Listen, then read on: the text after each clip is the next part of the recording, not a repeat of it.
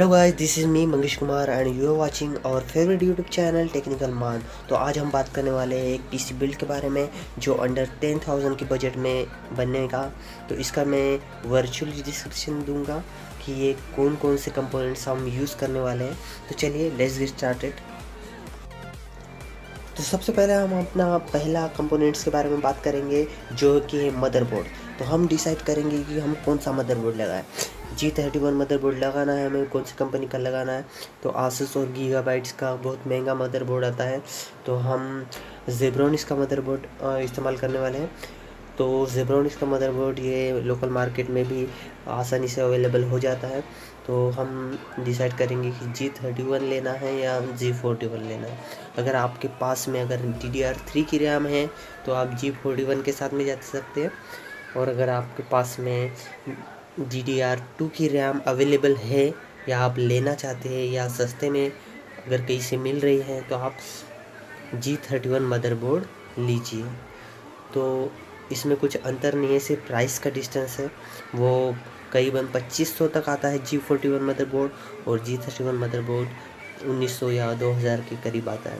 और second components है इसका प्रोसेसर। तो प्रोसेसर हम लेने वाले हैं Core 2 Duo जो कि LG 775 सॉकेट पर आता है। तो आप अगर चाहे तो Core 2 Quad भी प्रोसेसर लगा सकते हैं, पर वो महंगे आते हैं।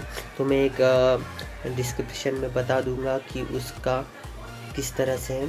Core 2 Quad में 4 कोड मतलब 4 कोर और 4 थ्रेड का प्रोसेसर है, पर ये काफ़ी अच्छा है। इसका आपको पीसी लैग नहीं करेगा।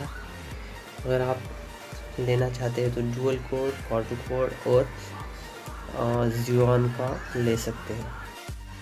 और CPU फ़ैन हमें जेब्रोनिक्स का लेंगे। CPU फ़ैन जेब्रोनिक्स का वो 200 रुपये तक आ जाता है। थर्ड कंपोनेंट आता है हमारा रैम। आप DDR2 की रैम भी लगा सकते हो, DDR3 की भी रैम लगा सकते हैं। आपका मदरबोर्ड पे डिसाइड करता है। अगर आपके पास G31 मदरबोर्ड है तो आप DDR2 की रैम लगाइए, और G41 मदरबोर्ड है तो ये आप DDR3 की रैम लगा सकते हैं। तो उसके बाद में हम हमारा नेक्स्ट कंपोनेंट के बारे में बात करेंगे जो है DVD राइटर। तो आप DVD राइटर कौन सा भी लगा सकते हैं, जैसे कोई उसकी कंपनी का नाम नहीं बता सकता मैं।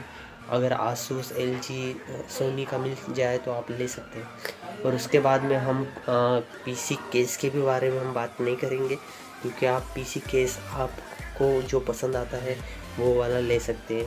इसके अगर आप सस्ता वाला जो अगर लेना चाहते हैं तो जेब्रोनिक्स का अवेलेबल है। जेब्रोनिक्स, इंटेक्स ये आपको लोकल मार्केट में अवेलेबल हो जाएंगे, और सिकोपिक्स भी। तो अगर आप इसका पावर सप्लाई अगर चेंज करना है तो आप अच्छा वाला पावर सप्लाई ले सकते हैं, जैसे VIP का पावर सप्लाई आता है, और सर्कल का 400 वाट का भी आता है। और आपको अगर महंगे वाले पावर सप्लाई आपको अच्छी गेमिंग खासी करनी है, अच्छा मदरबोर्ड और अच्छा i3 प्रोसेसर और ग्राफिक कार्ड लगाना है, तो आप कोर्सेर का 450 वाट के ऊपर का पावर सप्लाई ले सकते हैं। पर नॉर्मली आप अगर लेना चाहते हैं तो आप 400 वाट का सर्कल का भी ले सकते हैं। सर्कल का बहुत अच्छा पावर सप्लाई है जो मैंने भी परचेस किया था।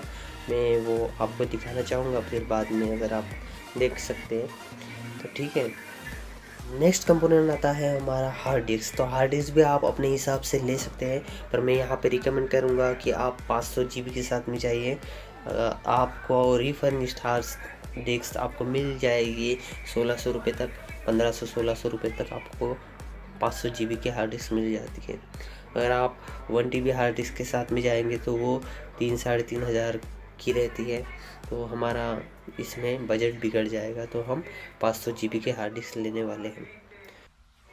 तो इसी के साथ हमारा PC बिल्ड ये समाप्त होता है।